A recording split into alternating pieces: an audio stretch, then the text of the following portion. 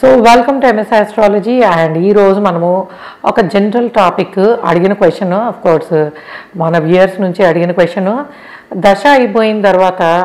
ఆ గ్రహం ఎలాంటి ఫలితాన్ని ఇస్తుంది అండ్ దశ అయిపోయిన తర్వాత గ్రహం ఫలితాన్ని ఇవ్వదా ఒక పర్టికులర్ దశ ఏదైనా అవనియండి గురు మహాదశ అయిపోయింది ఆ తర్వాత గురువు ఇంక ఫలితాన్ని ఇవ్వడా శుక్ర మహాదశ అయిపోయింది ఇంకా ఫలితాన్ని ఇవ్వడానంటే ఇవ్వకపోవడం అనేది ఉండదు ఎందుకంటే ఇప్పుడు మనకు కొన్ని దశలు రావు అసలు అంటే ఏంటి వాటి ఫలితాన్ని మనం చూడమనా ఇప్పుడు 120 సంవత్సరాలు మొత్తము వింశోత్తరి దశా విధానము 9 గ్రహాలు కలిపి 120 సంవత్సరాలు ఉంటాయి అంటే ఏంటి పుట్టిన ప్రతి ఒక్కళ్ళకి కొన్ని దశలు వస్తాయి కొన్ని రావు సో అంటే ఏంటి వాళ్ళు కొన్ని రిజల్ట్ని మాత్రమే ఎక్స్పీరియన్స్ చేస్తారా అంటే ఏ దశలు వచ్చాయో వాటిని మాత్రమే చేస్తారా అంటే కాదు ఏ బిగ్ నో ఎందుకంటే వింశోత్తరి దశా విధానములో అంటే మనం చూసే దశా విధానములో ప్రతి మహాదశలోనూ అంతర్దశలు అనేవి వస్తూనే ఉంటాయి మీరు శుక్ర మహాదశ తీసుకున్నారు అనుకోండి అది 20 ఏళ్ళు కాబట్టి శుక్ర మహాదశలో వచ్చే అంతర్దశలన్నీ పెద్దగా ఉంటాయి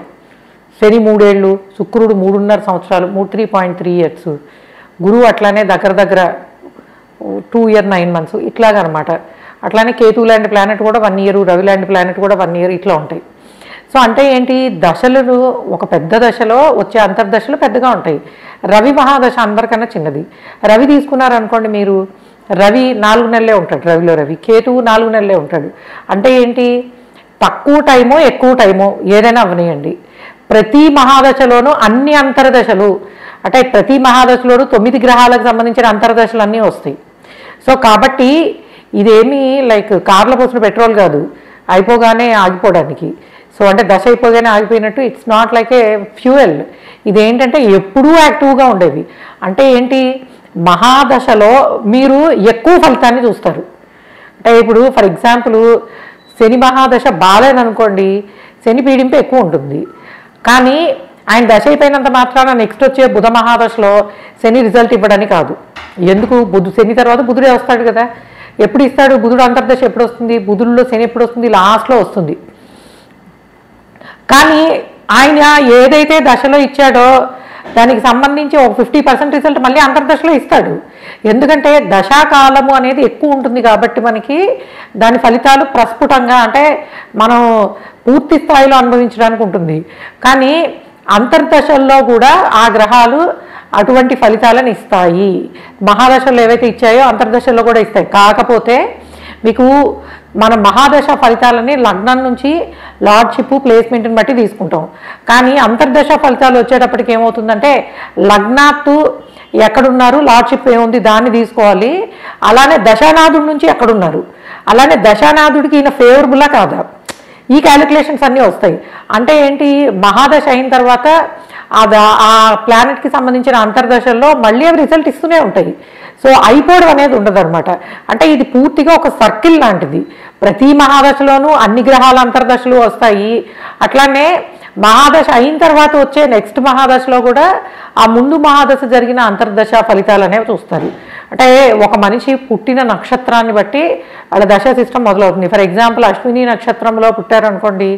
వాళ్ళు కేతు మహాదశలో మొదలవుతారు కేతు తర్వాత శుక్రుడు తర్వాత రవి తర్వాత చంద్ర ఇట్లా వస్తాయి అదే ఎవరైనా గురు మహాదశలో పుట్టారనుకోండి ఐ మీన్ లైక్ విశాఖ నక్షత్రము పునర్వసు నక్షత్రము పూర్వభాద్ర నక్షత్రము ఇట్లా పుడితే ఏమవుతుంది దే స్టార్ట్ విత్ గురుదశ అప్పుడేమవుతుంది గురు మహాదశ తర్వాత శని మహాదశ బట్ శని మహాదశలో మళ్ళీ గురువు అంతర్దశలో ఫలితాలు ఇస్తాడు గురువు సో అట్లానే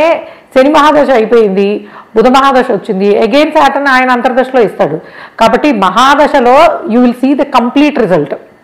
దాని లార్డ్షిప్ ప్లేస్మెంట్ని బట్టి అంతర్దశల్లో ఏమవుతుందంటే 50 to 60% అండ్ మిగిలిన 50 ఎందుకు డిఫరెన్స్ అంటే దశానాథుడు ఇస్తూ ఉంటాడు అంతర్దశానాథుడు రెండు కలిపి అండ్ అట్లానే లగ్నాత్తు ప్లేస్మెంటు దశలో చూస్తే దశానాథు నుంచి ప్లేస్మెంట్ అంతర్దశలో చూడాలి సో ఈ విధంగా ఏంటంటే ద కాంప్లెక్సిటీ ఆఫ్ ఆస్ట్రాలజీ అంటే ఆస్ట్రాలజీలో కాంప్లెక్సిటీ ఎక్కువ ఉంటుంది ఎందుకంటే ఉన్నది 9 గ్రహాలు 12 భావాలే అంటే హయ్యెస్ట్ సక్సెస్ఫుల్ పర్సన్కైనా ఆ 9 గ్రహాలు ఆ 12 భావాలే ఉంటాయి కష్టపడేవాడికైనా అవే ఉంటాయి కానీ ప్లానటరీ ప్లేస్మెంట్స్ దశ అంతర్దశలు అంటే ఏంటి ఉన్న 9 గ్రహాలు 12 భావాల అండ్ పుట్టిన నక్షత్రాన్ని బట్టే మొదలయ్యే దశ, వీటిని బట్టి ఈ కాంబినేషన్స్ అన్నీ మారుతుంటాయి. కాబట్టి ఈ ఏ సబ్జెక్ట్ అయినా అంతే, ఇట్స్ నాట్ ఆస్ట్రాలజీ. ప్రతి సబ్జెక్ట్లోనూ ఒక కాంప్లెక్సిటీ అనేది ఉంటుంది. ఆస్ట్రాలజీలో ఉండేది ఏంటంటే మీ అనాలిసిస్ అనేది దశలో ఇలా ఇస్తాడు, అంతర్దశలో ఇలా ఇస్తాడు అనేది. బికాజ్ ఎందుకంటే దశ అంతర్దశ ఫలితాలు మనం చాలా సంవత్సరాలు అయింది, దగ్గర 3-4 years బ్యాక్ ప్రతి మహాదశలో అంతర్దశ ఎలా ఉంటుందనేది చెప్పాను నేను. సో మీరు వెళ్ళి చూసుకుంటే అక్కడ కూడా క్లియర్గా చెప్పాను. దానిలో మహాదశ లగ్నాత్తు లార్డ్షిప్ ప్లేస్మెంట్ని బట్టి చూస్తే అంతర్దశని మటుకు లగ్నాత్తు లార్డ్షిప్ ప్లేస్మెంటు అండ్ దశనాథుడి నుంచి కూడా చూడాలి అని. ఈ విధంగా చూసినప్పుడు మీకు యాక్యురసీ అనేది వస్తుంది. కాబట్టి ఎవరో అడిగిన ప్రశ్న ఇది, ఒక మహాదశ అయిపోయిన తర్వాత ఆ ప్లానెట్ యొక్క ఎఫెక్ట్ పోతుందా? ఎక్కడికి పోదు, ప్రతి అంతర్దశలోనే ఇస్తాడు. కాకపోతే మన అనాలిసిస్ అనేది కొన్ని యాడ్ చేసుకుంటూ కొన్ని లెస్ చేసుకుంటూ తీసుకున్నప్పుడు you will get the right prediction. Okay guys, thanks for listening, and this is a general topic అనే కాదు, చాలా ఇంపార్టెంట్ టాపిక్ కూడా. ఎందుకంటే మీరు ఆ ఫలితాలను తెలుసుకోవాలని అంటే తప్పకుండా